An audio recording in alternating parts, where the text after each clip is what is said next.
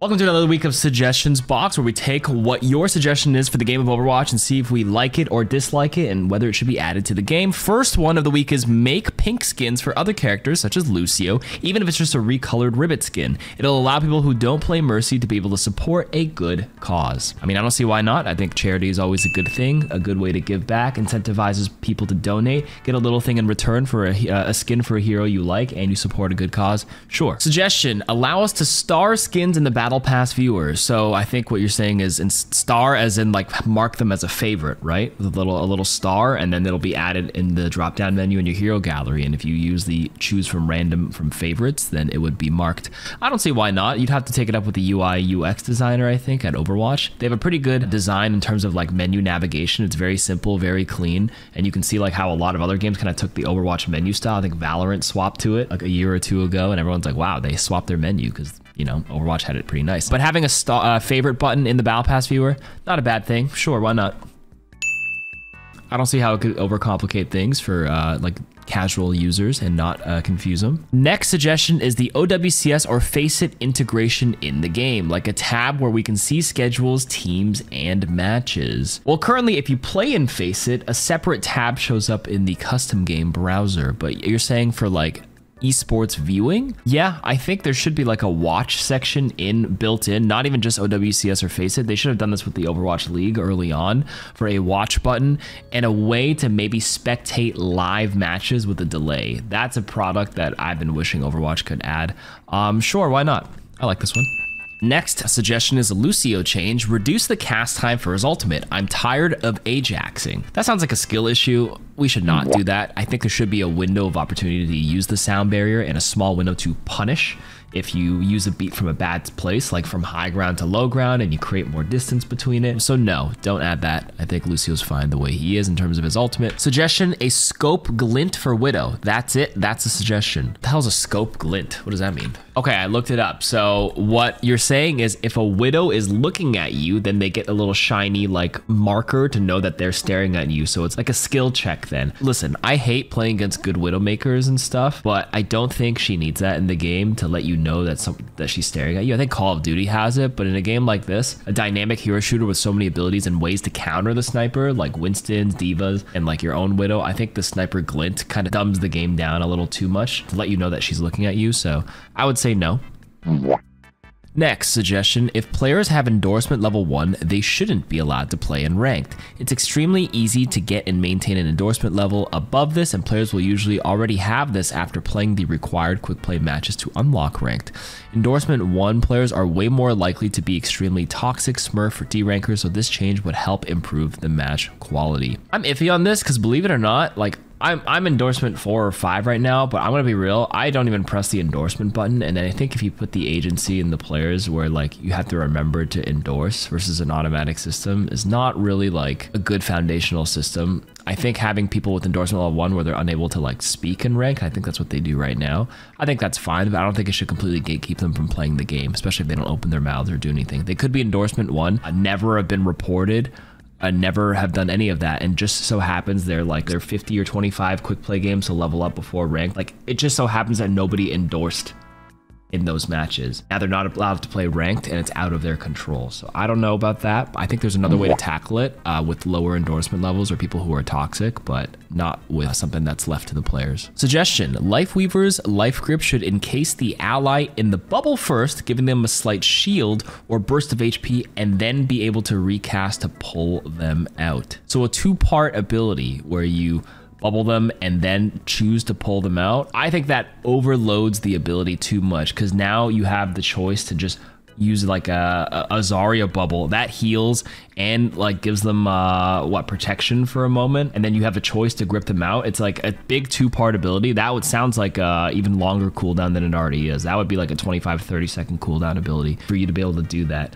And imagine getting like double bubbled or something from like a Zarya, and then back-to-back bubbles with a Lifeweaver grip where they don't even use the grip itself. They just kind of like use it offensively. It sounds a little bit too much. I think grip is fine the way it is. It's already frustrating enough to play against to imagine having to deal with 2 parts of that. I don't think so. No thanks. Suggestion: if we continue with 5v5, there should be more shield tanks. Keep constraints like limited time and low health, but of the 5 ways Overwatch allows mitigation, which is shield, extra health, damage negation, damage reduction, and healing, shields allow the most skill expression. And with 1 tank, the double shield meta you think is only possible with like Symmetra or Brig, thus not oppressive. I don't think I would mind having like another like shields, but like there's only a few more unique ways I think you could implement it for another hero. Like we have Sigma's shield, which is like put it and it stays there until you retract it or it breaks. Ramatra's, which is on a timer. Ryan's, which is like a flash it on, flash it off. Like how else can you implement a shield that's not very annoying and not like Overwatch 1 Orisa, where it's a deployable barrier that just stays there? You're right, I don't think shields are that oppressive in Overwatch 2 at all in 5v5, and I think having that on a new hero wouldn't be bad as well, but I'm curious to see if they like cook with more interesting designs than simply just shield. It can be a small part of the hero, like maybe a localized shield where it's not just like a front-facing team shield, but like they specifically shield like a shoulder or like their stomach or their like head for just a brief moment, where like if they shield here on the head, like somebody on the side can still shoot them or something like that. Some more interesting ways that kind of make the game more dynamic, but like just another put its shield down and it sticks up kind of sounds a little boring to me in terms of design, because it's just like, well, it just feels like Sigma or Ramatra, and I feel like they can do more. Shields are not terrible in Overwatch 2, so I don't mind the shield, just implemented a little bit cooler. Suggestion: Mercy's healing becomes finite like Moira's and can be slowly recharged passively by damage boosting. Critical allies will get healed for more and use slightly less resources, and if an ally is actively shooting an enemy, heals will replenish faster, and change it so a boosted ally getting an elim and healing while critical gives more ult charge. I'm okay with the last part, but I don't know about like having a resource meter for a heal beam when it's one of the weakest raw heals in the game compared to all the other supports at this point in the game. I think it overcomplicates Mercy's kit. You can argue that we should add more complexity to her kit, but I think she's like an accessible hero, and it's been like 8 years. They've tweaked her a little bit, but she's accessible for those who love her, and I think that arguably could be more dynamic. But what if you specifically play Mercy and there's not really a great damage boosting DPS that's paired up with you? Like you're playing Sombra Tracer, like you're not really gonna fly deep and like reveal your Sombra while invisible by attaching a beam to her, or like follow your Tracer around, and then your crutch is like based on how much you damage boost.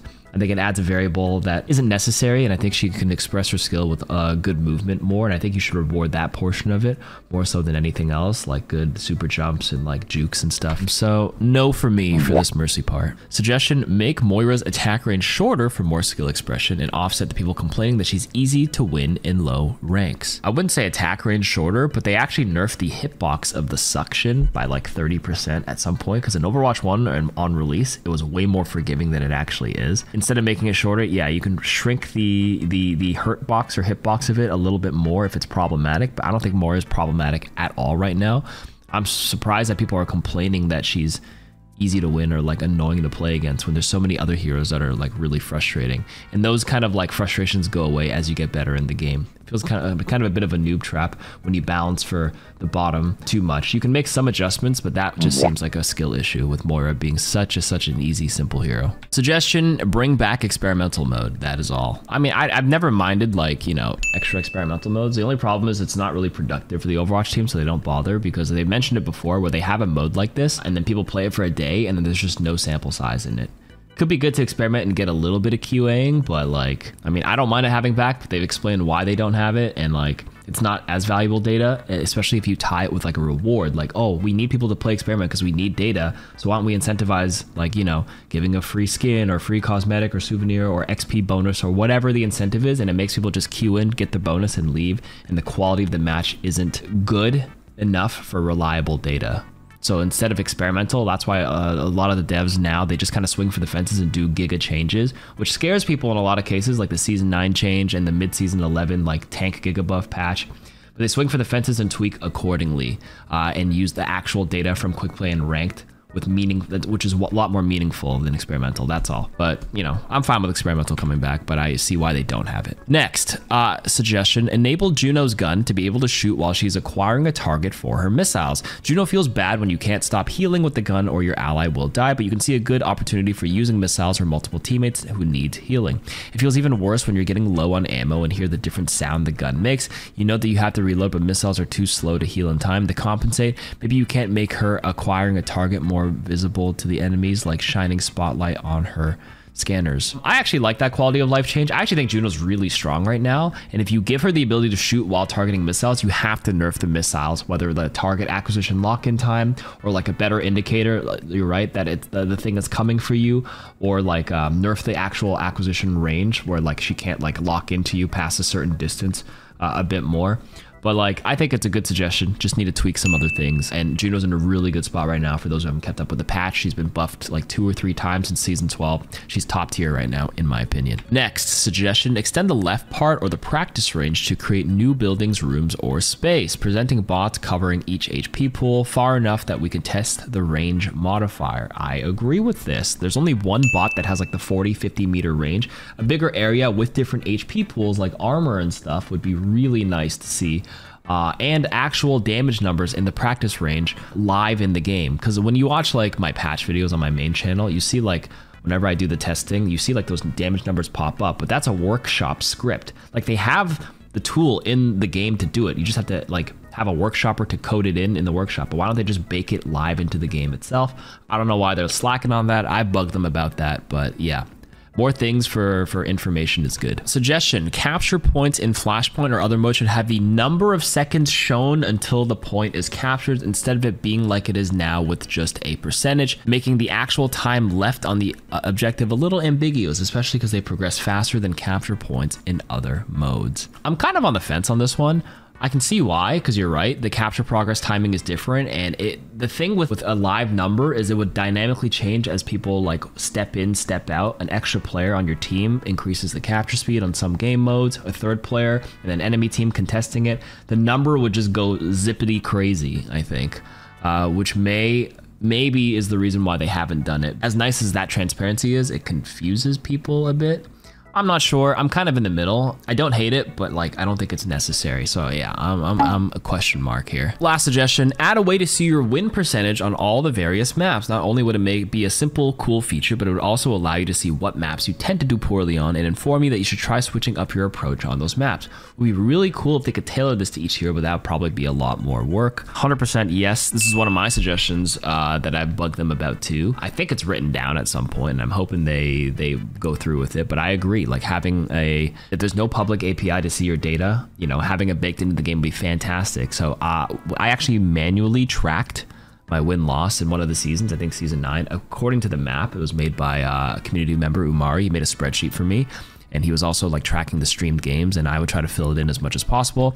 And it was like Circuit Royale and like Route 66 or something were like my really good maps. I had like an 80% win rate, but I had a terrible win rate on Control, apparently. Like Oasis and Havana, I think I had a terrible, like a 24% win rate. I was like 6-24 or 6-20 or whatever the math works out like. And then it was interesting is when I noticed that I was actually losing a lot on those maps when I looked at my data that season, I ended up playing better in the last half and brought that win percentage from like 20% up to like 42%, something a bit more respectable considering where it started, because I did actually change my approach when I saw that I was sucking ass on those maps. I'm like, am I doing something wrong? Maybe I'm not taking the right angles and stuff like that. So I actually think that's a great thing. That's it for this week's suggestions. Thanks for submitting them, and submit some more in the comments. Thanks for listening. Peace.